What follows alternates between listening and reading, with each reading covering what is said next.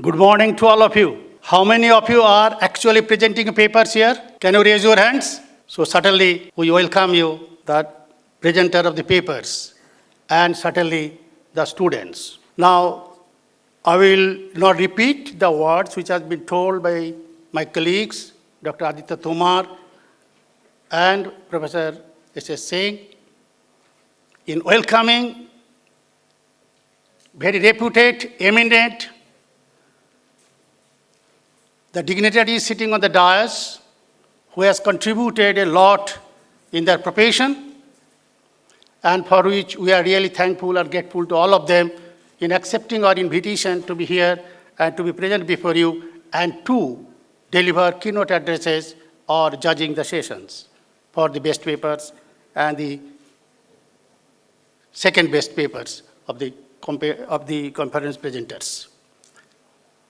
But certainly I would say that what is the outcome that we are trying to generate out of this conference? Because in Amity, all of you must be knowing, those who have come from outside, I'll just take a couple of minutes in terms of describing what Amity is all about, having 10 universities across the country, 25 institutions all over the world, having 300 plus courses being plotted, and everything is managed digitally, starting from the admission up to the degree. And it is huge contribution to the field of education, which has attracted many people to be coming over here and to contribute for the cause of the education. And it is all due to the vision and the mission of our Honorable Founder President, Dr. Ashok K. Chauhan, and his equally able son, our Chancellor, Dr. Atul K. Chauhan.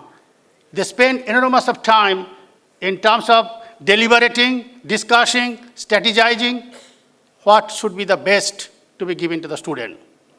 Now, I'd like to tell you one thing, that we will be the first universities in the country who will be going for Education 4.0.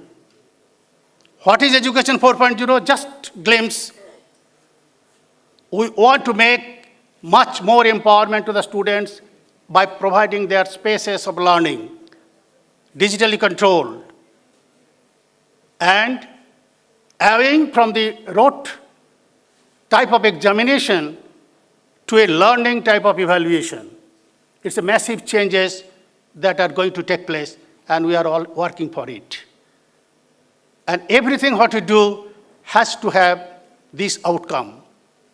Now this conference, going back to the conference and Education 4.0, the students are essentially going to see and learn how actually papers are getting presented, what are the interpretation of the different papers, how the presenter has actually articulated. So you are learning while seeing or observing, and some of you might have written the paper by yourself. So you are also learning by doing. So the most important thing is how do you learn? The pedagogy from the classroom, majority of the classroom teaching is going to be activity-based teaching, activity-based of learning. And that is another essence of Education 4.0. And this conference is one of that intervention that we wanted to introduce over here. Now, coming back to this topic of this conference, many countries in the world have got codified constitution, and many countries in the world does not have a codified constitution. Fortunately, Australia is having a written codified constitution, and India is having codified constitution. And very rightly told, that constitution is not dead. In India, we are all the time trying to see, due to the change of the technology, due to the change of the aspiration of the people, due to the economic rise of the people, what are the different dimensions that needed to be taken for amending the constitution. Now, one of them may come from the people by itself. Now, how do you really take care of that? Because constitution to me is nothing but a rule book which defines system, processes, and structures. Even if we come to organization, if we see there is something lacking of efficiency or effectiveness, means right thing to do and doing the right thing.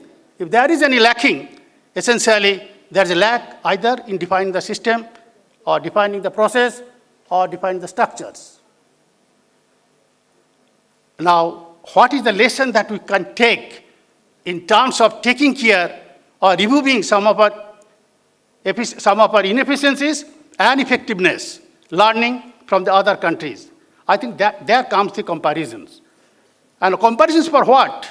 There has to be some outcome out of these comparisons. And this comparisons is going to get learning for us. Can we take some ideas out of it?